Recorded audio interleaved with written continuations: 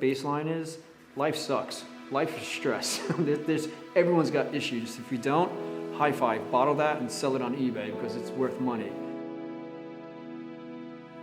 Kids that are struggling in life, the goal of educational gains is not their priority.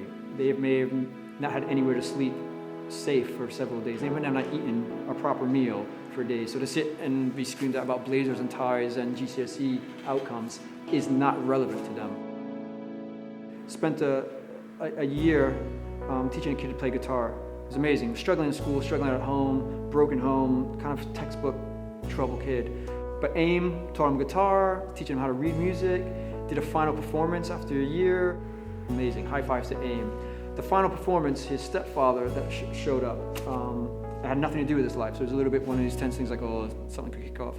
And the stepdad came up to Richard, the director, and said, hey, mate, kind of tough, thanks for looking after my kid, teaching him how to get guitar, because when he leaves here and he's homeless out in the street, he'll at least be able to make a little bit of money busking, and walked away. Completely legit. And the kid was standing right there smiling like, this is awesome. And Richard told the story, he remembered, his heart just sunk and said, I just spent a year with this kid, and all we did was teach him guitar and got him this qualification, but his life, he's still gonna be homeless. He's still gonna be on the streets, busking. I was raised in a family where you looked after each other. That's just normal, that's family. You have a problem, you take care of it. And in growing up in New York, that's where I'm from, educational system, very different, but same sort of problems, kids are kids. For me, I'm very 1 + 1 = 2. If you yell at me at home, and I get yelled at school, I don't want to be home, I don't want to be at school. There's no other option.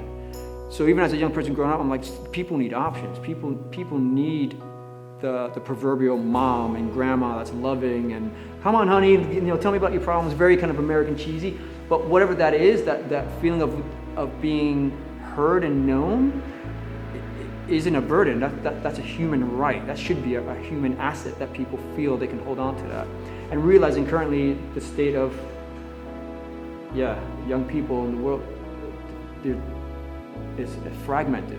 Those values, those people, that level of support and love is becoming a concept. People don't actually, everyone's scrolling and swiping and click. One-on-one proper help is a weird thing at times. The virtual relationships are far easier to have than actual difficult ones. So for me, yes, this is my job. It's kind of an extension of who I am.